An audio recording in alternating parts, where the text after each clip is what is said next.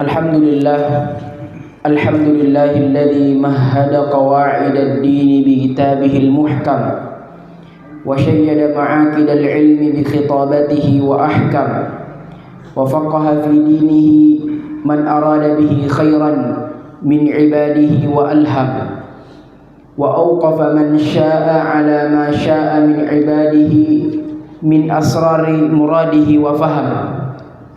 Fasubhana man hakkama wa ahkam wa halala wa harram wa arafa wa allam, allama bil qalam, allama al insana ma lam ya'lam. Ashhadu an la ilaha illallah wahdahu la syarika lah, syahadatan tahdi ila tariqil aqwam, wa ashhadu anna Muhammadan abduhu wa rasuluh وأشهد أن محمدا عبده ورسوله المخصوص بجوامع الكلم وبدائه العلم والحلم والكرم صلى الله عليه وعلى آله وأصحابه وسلم. Hadirin wal hadirat, bapak-bapak dan ibu-ibu sekalian yang dirahmati dan dimuliakan oleh Allah Subhanahu wa taala, kita bersyukur kepada Allah Subhanahu wa taala dengan nikmat kesehatan, kesempatan, kemudian nikmat hidayah yang pada malam hari ini kembali Allah Subhanahu wa taala memudahkan langkah-langkah kita semua untuk kembali duduk di rumah, di antara rumah-rumah Allah, di antara rumah yang penuh dengan kebaikan, rumah yang penuh dengan keberkahan.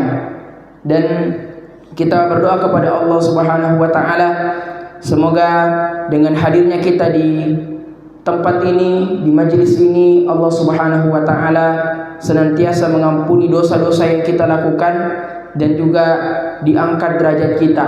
Karena salah satu di antara keutamaan orang yang menuntut ilmu, orang yang belajar, orang yang bertarbiyah dan seterusnya, diangkat derajatnya di sisi Allah Subhanahu wa taala. Yarfa'illahu alladhina amanu minkum walladhina utul ilma darajat.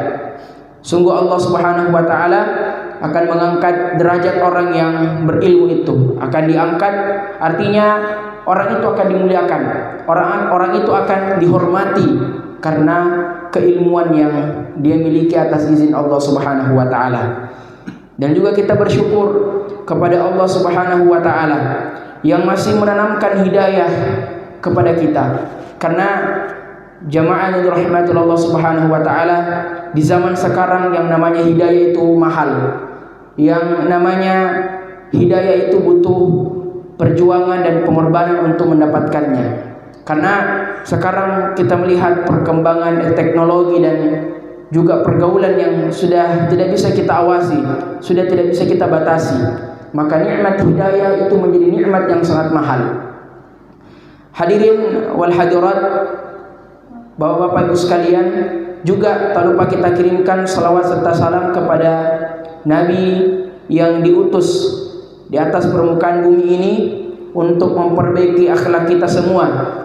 Sebagaimana kata Nabi SAW, innama bu'istu liutammima makarimal akhlak. Sungguh saya diutus di atas permukaan bumi ini untuk memperbaiki karakter kita, memperbaiki akhlak kita. Dan juga Nabi SAW diutus di atas permukaan bumi ini untuk dijadikan sebagai panutan, untuk dijadikan sebagai contoh, untuk kita jadikan teladan dalam kehidupan kita. Dan tidak ada sebaik-baik teladan kecuali teladan yang atau perbuatan yang dijadikan teladan oleh Nabi SAW. Karena Allah mengabarkan kepada kita semua dalam surah Al-Ahzab, laqad kana lakum fi rasulillahi uswatun hasanah liman kana yarjullaha wal yawmal akhir wa dzakarallaha katsira. Allah mengatakan dalam surah Al-Ahzab, sungguhnya telah datang kepada kalian Muhammad sallallahu alaihi wasallam. Kemudian Muhammad itu dijadikan apa? Dijadikan teladan, uswatun hasanah, panutan yang baik ya untuk kita. Ketika kita ingin menjadikan kehidupan kita ini baik, ketika kita ingin menjadikan perjalanan kehidupan kita ini menjadi indah, maka lihatlah bagaimana kisah perjalanan Nabi Shallallahu Alaihi Wasallam dalam meniti kehidupannya, ya, dengan waktu 60 tahun. 60 tahun Nabi 63 tahun Nabi Shallallahu Alaihi Wasallam, ya, di mungkin waktu yang singkat, namun Nabi Shallallahu Alaihi Wasallam bisa menjadikan kehidupan yang penuh dengan keberkahan. Ya, bahkan Nabi Shallallahu Alaihi Wasallam meskipun sudah dijamin oleh Allah Subhanahu wa taala untuk masuk ke dalam surganya, untuk diampuni dosa-dosanya, akan tetapi dia masih rajin, masih taat kepada Allah. Ya, sebagaimana mungkin hadis yang sering kita dengarkan, ya, ketika Nabi sallallahu alaihi wasallam, ya, Bapak Ibu sekalian, dia salat malam sampai bengkak kakinya. Dia berjamaah para sahabat, ya. Dia salat tahajud, ya, istilah kita tahajud, ya, dengan bacaan yang begitu panjang. Selesai Al-Baqarah, lanjut lagi Ali Imran. Selesai Ali Imran, lanjut lagi An-Nisa, Al-Maidah, Al-An'am, Al-A'raf. Ya, begitu panjang, dan Al-Baqarah saja sudah 2,5 juz, ya, 2,5 juz. Ali Imran, ya, 1 juz yang kalau tidak salah. Nanti kita lihat, ya. Tapi ini gambaran begitu besar perhatian Nabi Shallallahu Alaihi Wasallam meskipun sudah diampuni dosa-dosanya. Maka Aisyah mengatakan, wahai Rasulullah, kenapa engkau salat? Kenapa engkau memperbanyak ketaatan? Ya, padahal Allah sudah mengampuni dosa-dosamu. Kata Nabi Shallallahu Alaihi Wasallam, ya, apakah saya tidak bisa menjadi orang-orang yang bersyukur? Ya.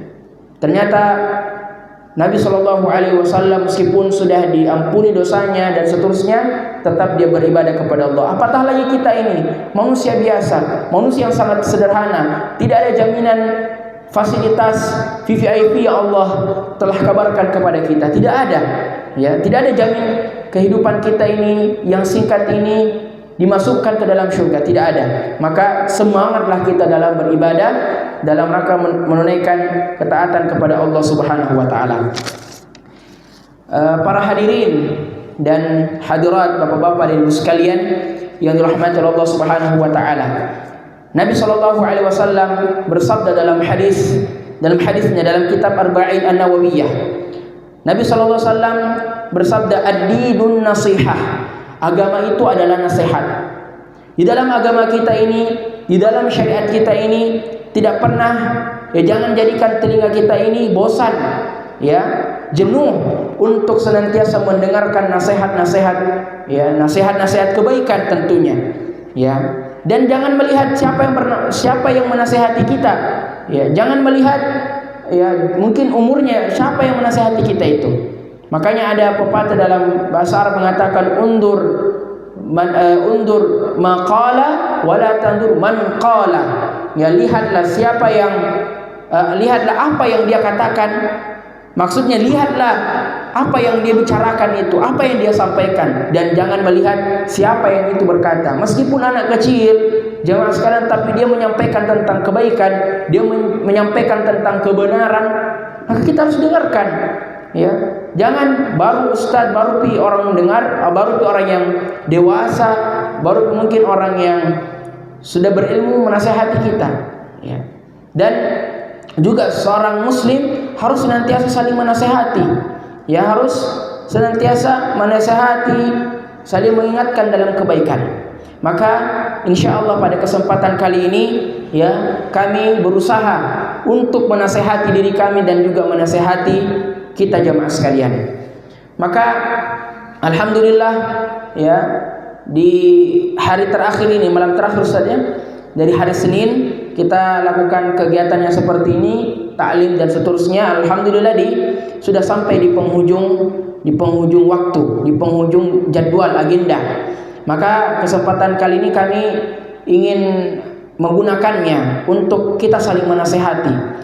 Ya, dan ini nasihat ini sudah kami kumpulkan dari taklim-taklim awal, ya, tentang wasiat Abdullah bin Abbas, kemudian ada menuntut ilmu di zaman fitnah, dan semua tema, semua taklim yang pernah kita hadiri, kami berusaha merangkumnya supaya kita kembali mendengarkan ya betapa emasnya wasiat Nabi Shallallahu Alaihi Wasallam. Yang pertama, kita seorang Muslim, kita seorang yang berislam, ya meskipun kita sibuk dengan pekerjaan kita, meskipun kita sibuk dengan jabatan kita dan seterusnya, ya wasiat yang pertama, banyak-banyak membaca.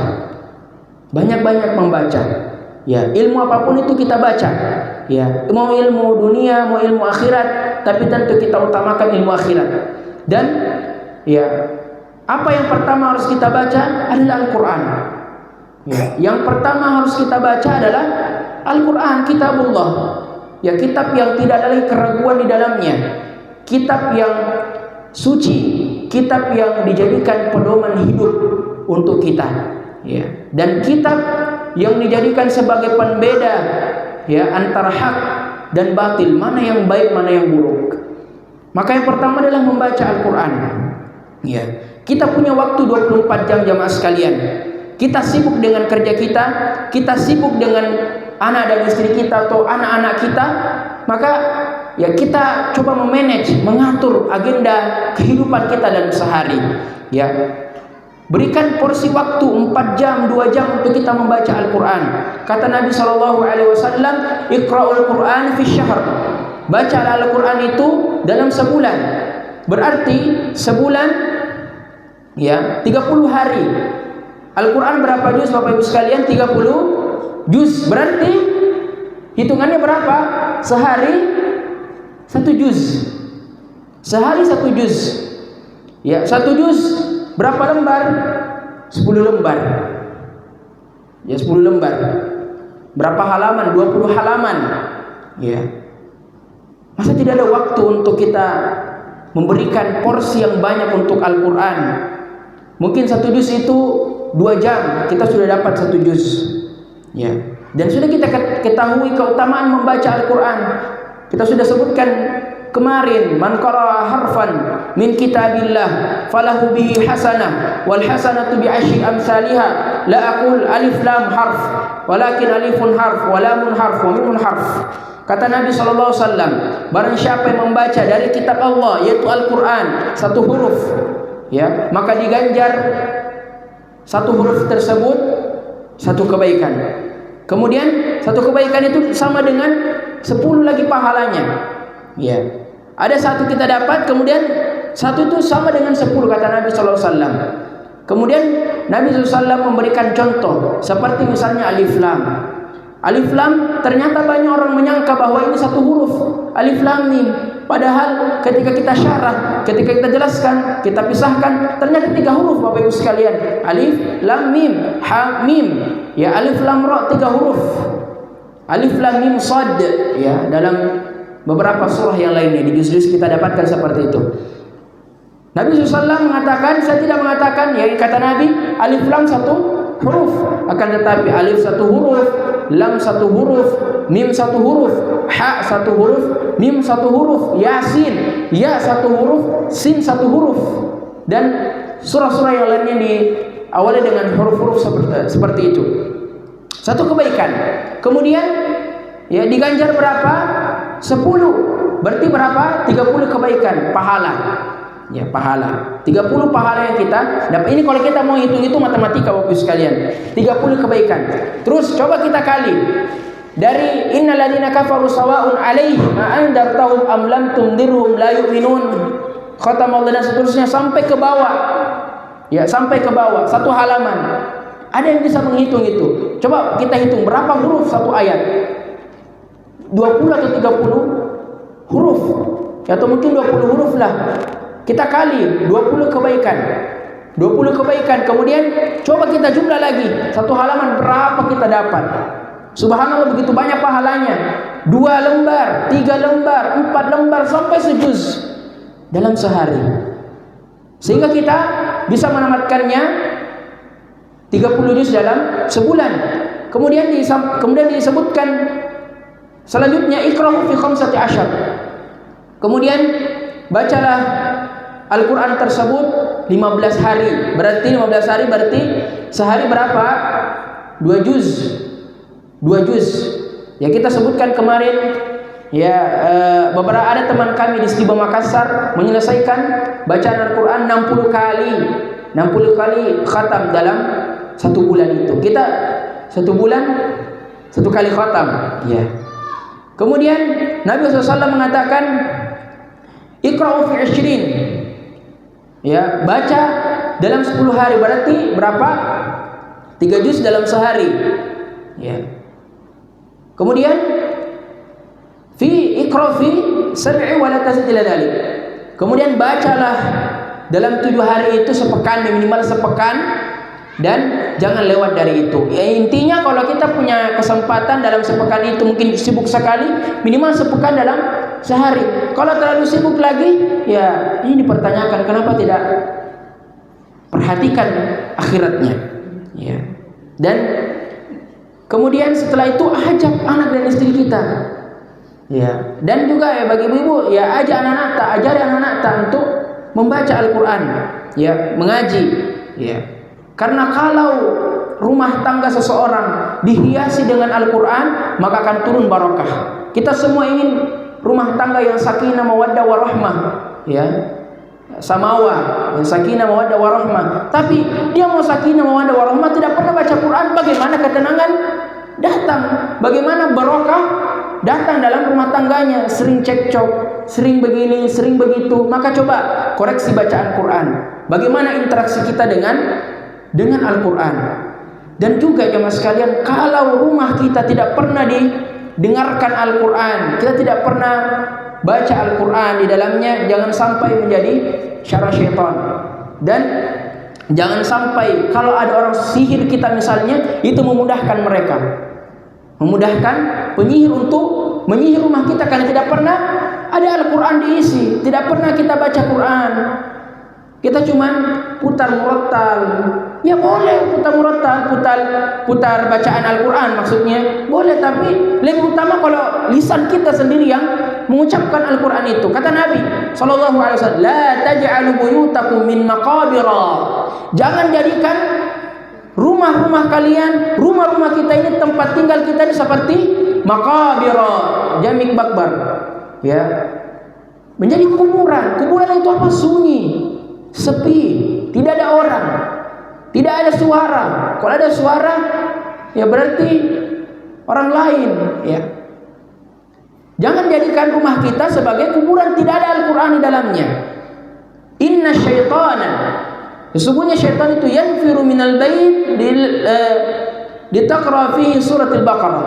Ya. Maka syaitan itu akan berlari, akan kabur, ya, kalau kita membacakan surah Al-Baqarah. Yang maksudnya di sini membaca Al-Quran secara umum. Jadi antum baca, kemudian serumah baca, sekompleks baca, sekantor baca, ya. Kita di kantor misalnya baca, kita di kantor misalnya istirahat atau sudah zuhur, sudah salat zuhur, jangan kembali ke ruangan. Tinggal dulu lah di masjid, baca selembar, 2 lembar, sehalaman. Kalau mungkin tidak bisa 3 lembar, 1 lembar, sehalaman saja. Ya, meskipun ya target kita misalnya sekian, tapi minimal kita membaca Al-Quran dalam sehari. Makanya anak-anak hijrah, anak-anak muda itu punya program apa ibu, namanya one day one juz, 1 hari 1 juz. Ya, kita atur berapa itu sejuz, 10 lembar. Ya, kita bagi 5 lembarnya kapan, 5 lembarnya lagi kapan. Dan waktu subuh itu paling afdal untuk kita membaca, ya. Karena ada disebutkan dalam ayat aqimis sholata liduluki syamsi ila ghasaqil laili wa qur'anal fajr inna qur'anal fajri kana mashhuda. Ya, sesungguhnya salat subuh itu salat yang disaksikan oleh para malaikat.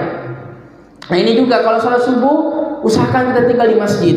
Karena ada keutamaan tersendiri bagi mereka yang tinggal di masjid kemudian sholat sampai waktu syuruk. Waktu syuruk itu ya waktu matahari sudah setinggi tombak atau tongkat yang kita punya misalnya, atau disebutkan juga sampai anak unta sudah mulai kepanasan mukanya, itu waktu-waktu itu. Tapi di Dewan Syariah beberapa ormas sudah mengatur kalau tidak salah waktu syuruknya kapan. Dan kata Nabi SAW, ya, pahalanya orang yang duduk setelah sholat subuh, duduk entah berzikir, astagfirullah, istighfar kepada Allah, atau membaca Quran, kemudian dia sholat, maka pahalanya seperti umrah dan haji. Umrah dan haji. Jadi jangan sampai kita telah disebutkan dijadikan budak oleh dunia sehingga kita melupakan Al-Quran, tidak kita baca, tidak pernah kita buka. Dan ketika kita membaca Al-Quran, jangan hanya dibaca bahasa Arabnya. Makanya banyak yang ada terjemahan, dan sudah banyak di toko-toko beredar. Ya, Al-Qurannya ada terjemahannya Bapak Ibu sekalian. Kalau sudah kita membaca satu lembarmu atau berapa lembar atau berapa halaman, coba sempatkan lagi waktu untuk membaca terjemahannya. Kita lihat apa yang Allah sebenarnya sampaikan di sini. Oh, ternyata Allah larang ini. Oh, ternyata Allah perintahkan ini. Ya. Sehingga ada pengetahuan kita bertambah tentang agama lewat Quran.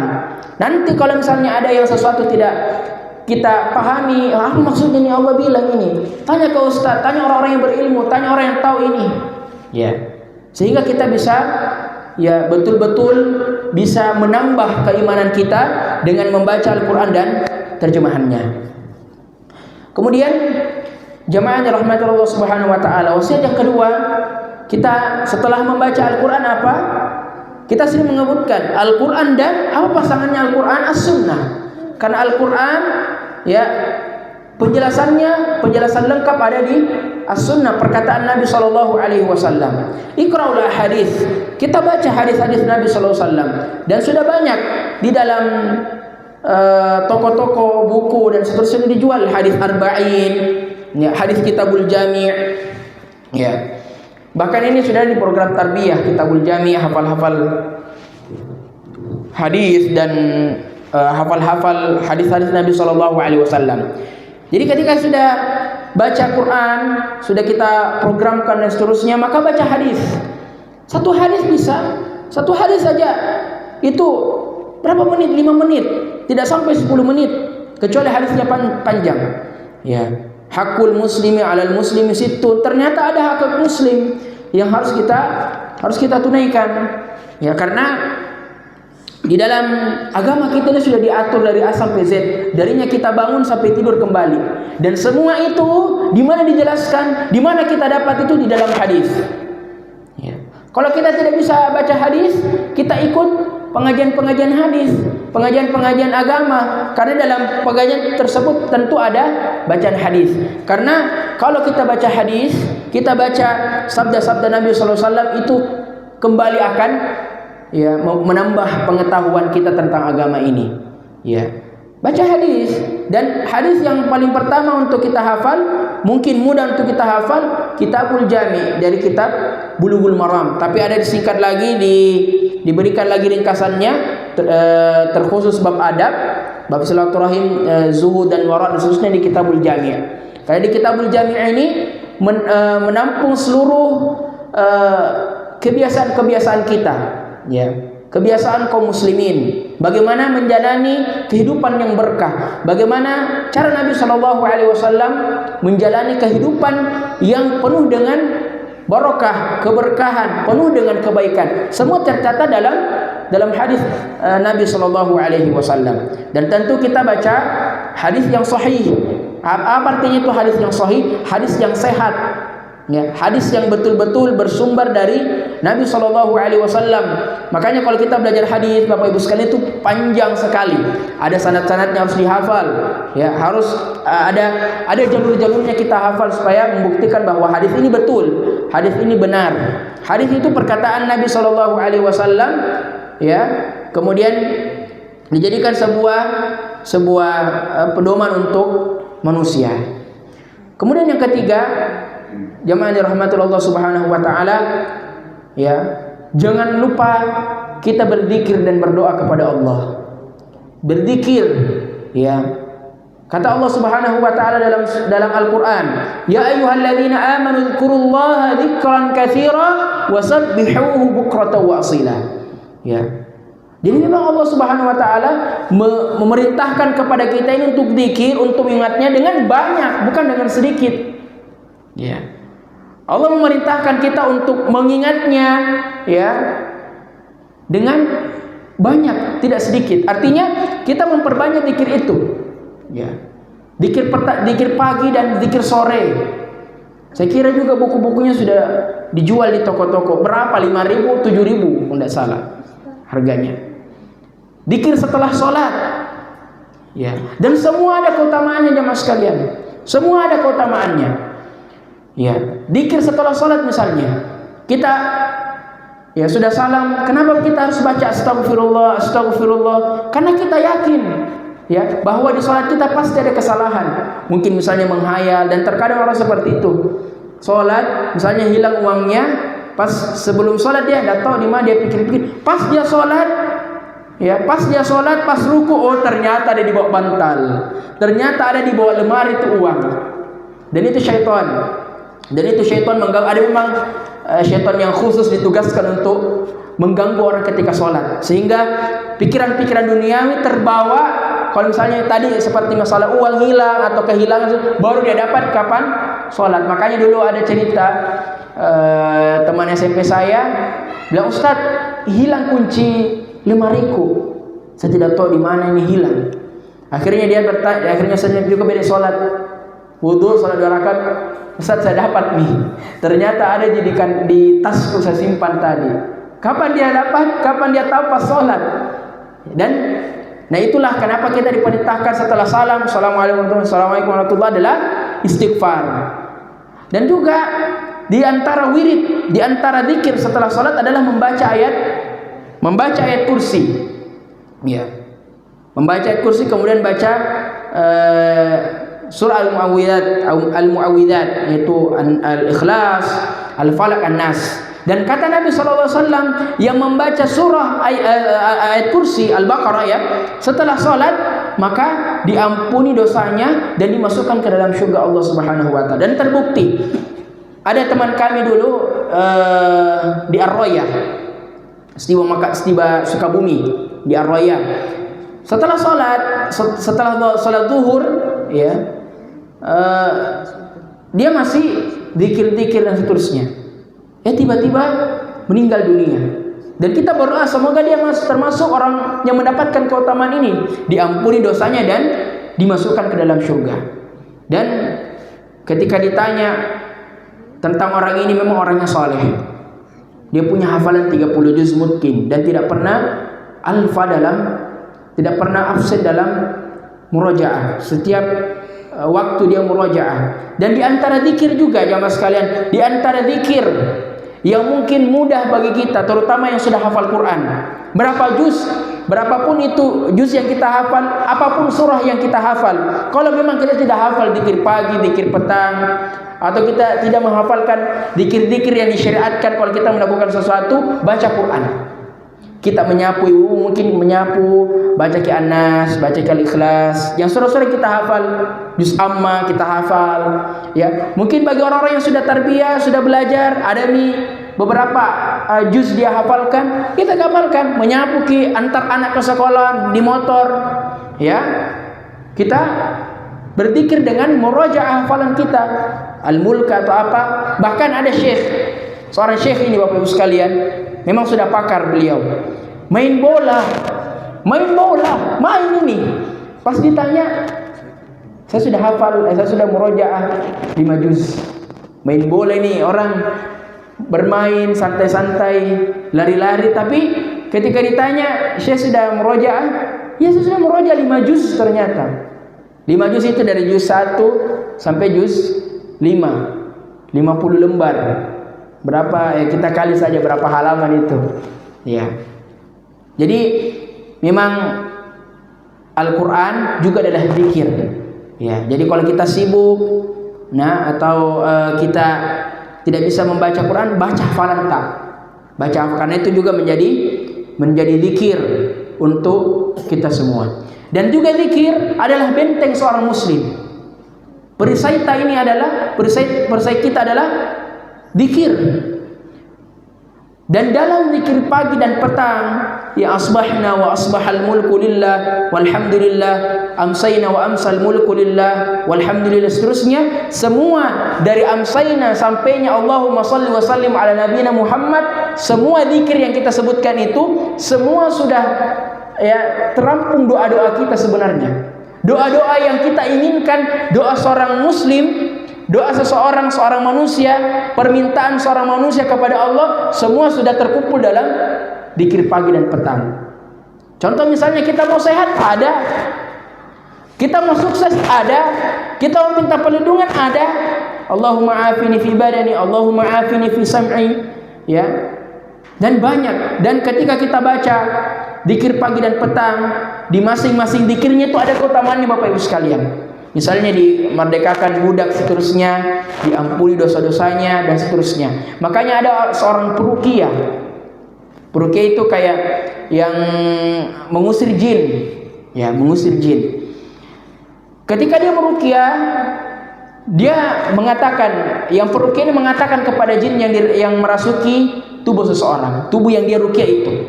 Ditanya, kalau kau berani coba masuk ke dalam diriku, saya siap nih, silahkan masuk, silahkan masuk. Kemudian jinnya mengatakan, saya tidak bisa masuk. Kenapa kau tidak bisa masuk? Karena kau sering mengamalkan la ilaha illallah wahdahu la syarikalah, lahul mulku wa lahul hamdu wa huwa ala kulli syai'in qadir 100 kali setiap pagi dan sore. Ya. Dan juga dan ini juga menjadi benteng supaya kita tidak kena sihir. Dikisahkan juga jamaah sekalian, ada seseorang ya yang hasad dengan saudaranya, dia mau celaka ini saudaranya. Akhirnya dia datang ke dukun, santet dan seterusnya.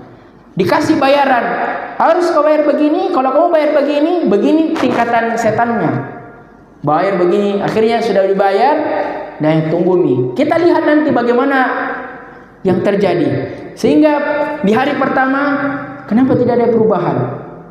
Sehingga datang lagi ke kahin, ke dukun, dikasih lagi uang, ya. Katanya setannya lagi tingkatan anunya lagi. Dan terakhir rajanya setan. Dan pas terakhir hari ketiga, orang yang hasad dengan saudaranya ini mendatangi dukunnya dan mengatakan bilang, saya sudah capek-capek bayar, kenapa tidak ada perubahan ini? Kembalikan semua itu uang. Sehingga si dukun ini mengatakan, ya, saya sudah tidak bisa. Saya capek ini karena ternyata dia punya benteng. Tidak bisa ini rajaannya setan ini, dewanya nih, yang paling tinggi nih setannya tidak bisa narasuki itu orang. Tidak bisa itu keburukan masuk ke dalam tubuhnya. Bahkan dia meleset. Ternyata orang ini selalu membaca zikir pagi dan petang. Jadi zikir pagi dan petang ini salah satu benteng, ya, benteng seorang muslim untuk terhindar dari segala keburukan dan mara bahaya. Dan terakhir, ya, kenapa kita harus zikir dan berdoa? Karena zikir adalah salah satu perkara yang membuat hubungan kita dengan Allah semakin kuat. Ya, menambah keimanan kita, menambah rasa takut kita kepada Allah. Makanya kalau kita berzikir, Bapak Ibu sekalian, coba kita hayati zikir yang kita lakukan. Subhanallah, astaghfirullah, alhamdulillah, astaghfirullah, kita bertobat kepada Allah. Subhanallah, maha suci Allah, Allah yang suci, Allah yang paling bisa kita untuk tasbih kita, ya, menyembahnya. Kita bertobat kepada Allah sambil kita beristighfar, sambil kita mengingat dosa-dosa kita. Astaghfirullah, astaghfirullah, Allahu akbar, Allahu akbar, ya. Dan masih banyak yang lainnya. Kemudian wasiat yang keempat, jamaah yang dirahmati Allah Subhanahu wa taala, hifdzus shalawatil maktubah. Kita menjaga salat-salat yang diperintahkan oleh Allah, salat wajib, ya. Salat wajib. Dan kita sudah jelaskan di hari yang pertama bahwa bagaimana keutamaan orang-orang yang senantiasa menjaga salatnya, menjaga perintah Allah Subhanahu wa taala. Allah Subhanahu wa taala, ya, akan memujinya. Ya, kata Allah Subhanahu wa taala, "Hadza ma tu'aduna likulli abwabin hafidh." Dan inilah yang dijanjikan kepada mereka yang senantiasa menjaga perintahku, yaitu salat. Salah satu perintah Allah adalah salat. Ya, maka dia dimasukkan ke dalam syurga Allah Subhanahu wa taala. Dan saya nasihatkan dan saya ingatkan kepada bapak-bapak, anak-anak, anak muda dan seterusnya, jaga salat tepat waktu dan salat di masjid. Ya. Dan karena seorang lelaki itu diwajibkan dan disyariatkan salatnya di mana? Salatnya di masjid. Ya. Salatnya di masjid, bukan di rumah. Dan banyak kita dapatkan saudara-saudara kita masih salat di rumah. Apatah lagi kalau dia sudah berilmu, sudah tahu, masih salat di rumah. Ya. Kata Nabi sallallahu alaihi wasallam, ya, man hafidha alaihinna, ya, barang siapa yang menjaga 5 salat waktu ini dan dia salat di masjid, kanat lahu burhanan wa nuran yaumal qiyamah, atau kama qala Nabi sallallahu alaihi wasallam. Barang siapa yang menjaga 5 waktu ini, maka kelak di hari kiamat akan dimudahkan dia dalam menjawab pertanyaan-pertanyaan yang akan ditanyakan kelak di hari kiamat. Ya. Kemudian diberikan cahaya oleh Allah Subhanahu wa taala dan diberikan keselamatan. Dan barang siapa yang tidak menjaganya salat 5 waktu ini, dan ini tertuju kepada semua kalangan, ya, ikhwah dan akhwat, para laki-laki dan perempuan. Siapa yang tidak menjaga salatnya, maka dia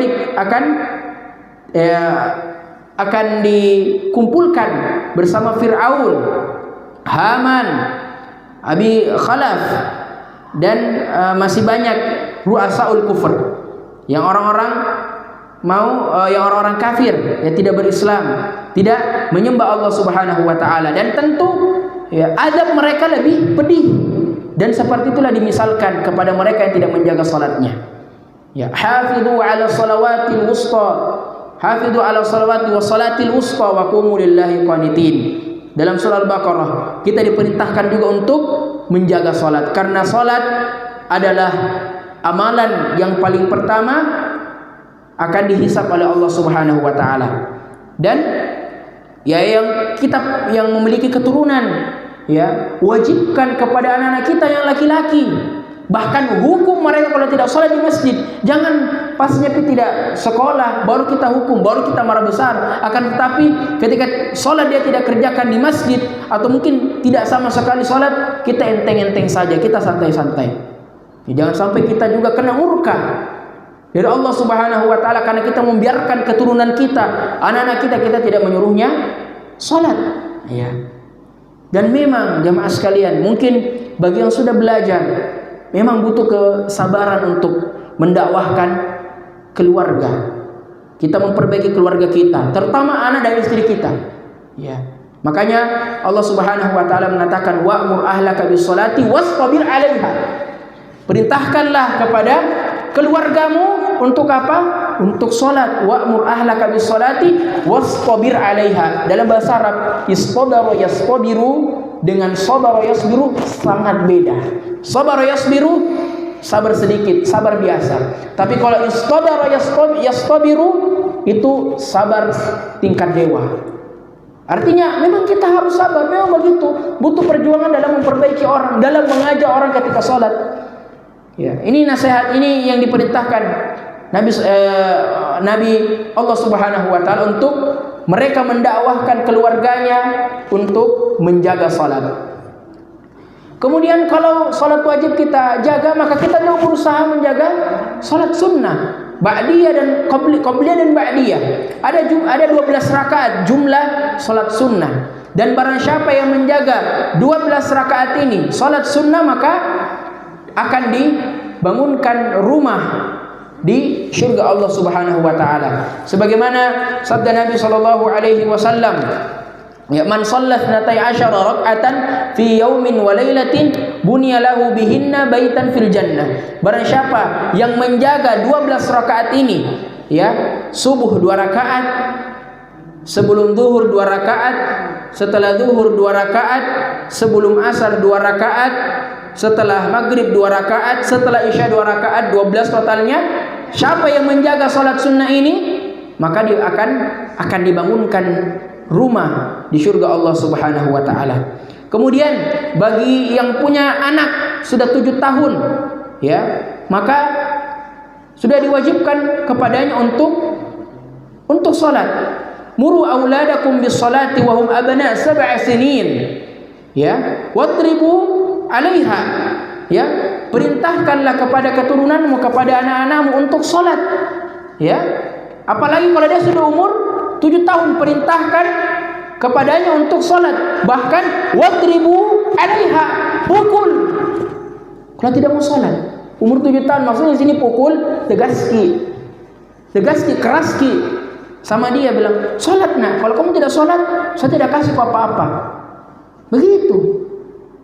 Ada saudara kami di Jakarta, bukan masalah salat, masalah bohong saja, tidak dikasih sekolah.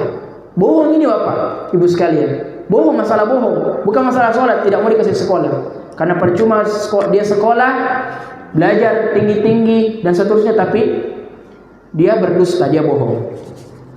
Kemudian ya, wasiat selanjutnya adalah kita memperbanyak sedekah. Kita memperbanyak sedekah. Kata Nabi SAW, sabaqa dirhamun mi'ata dirhamin. 1 dirham di sisi Allah Subhanahu wa taala sama dengan 100 dirham. Ya, kita kalikan berapa itu dirham jamaah sekalian. Ya, kemudian dalam surah Al-Baqarah, ya, Allah mengatakan, mathalul ladzina yunfiquna amwalahum fi sabilillahi kamathali habbatin, ila akhir ayat, seperti yang menginfakkan hartanya, yang bersedekah di jalan Allah Subhanahu wa taala dengan berapapun rupiah itu, seperti 1 biji, ya, kemudian ada 1 biji itu tumbuh beberapa tangkai. Itu permisalan orang yang bersedekah. Dan jangan takut kalau kita bersedekah kurang harta tak, kurang lagi uang tak. Ya. Saya ingin cerita sedikit, mudah-mudahan sebelum masuk waktu. Ketika itu saya beli handphone, saya pinjam uangnya orang tua. Karena saya punya kerja ketika itu imam, ya. Saya beli handphone harganya 1,5 kalau tidak salah.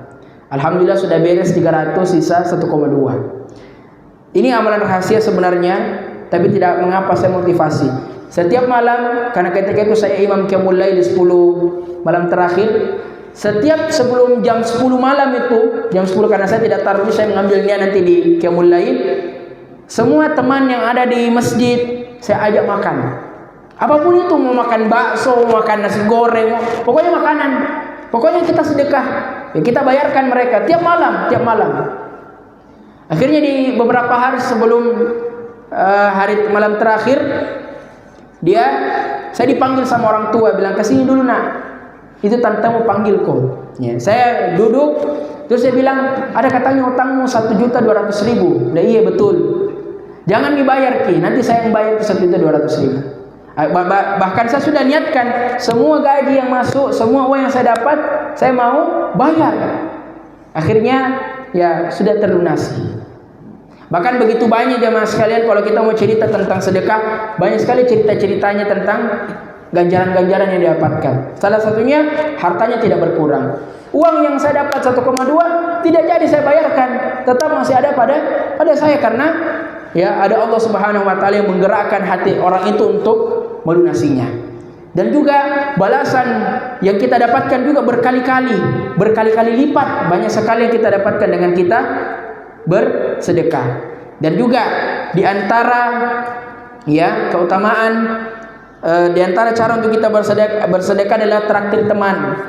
Kita punya teman, bestie, khususnya traktir, karena dengan mereka lah kita mendapatkan banyak pahala. Dan saya sampaikan kepada yang ditraktir, ada doa ini disampaikan oleh Nabi sallallahu alaihi wasallam, Allahumma at'im man at'amana wa asqi man saqana. Kita berdoa semoga Allah berikanlah makan kepada yang telah memberikan makan kepadaku, berikanlah minuman yang telah memberikan minuman kepadaku. Dan wasiat yang terakhir sekali, jangan lupa untuk belajar. Jangan lupa untuk menuntut ilmu. Zaman kita sekarang penuh dengan fitnah, penuh dengan cobaan. Maka untuk menanggulangi itu semua, untuk kita terhindar dari fitnah itu adalah kita rajin untuk datang di majelis ilmu, rajin untuk belajar, rajin untuk membaca buku, ya, membaca hadis, membaca panduan-panduan dalam ibadah, membaca panduan-panduan untuk menuju surga. Karena kalau tidak menuntut ilmu, maka kita akan termakan dengan fitnah-fitnah sekarang. Mudah-mudahan ada manfaatnya jamaah sekalian. Kita tutup dengan membaca doa kafaratul majelis. Subhanakallahumma bihamdik, asyhadu an la ilaha illa anta astaghfiruka wa atubu ilaik. Wassalamualaikum warahmatullahi wabarakatuh.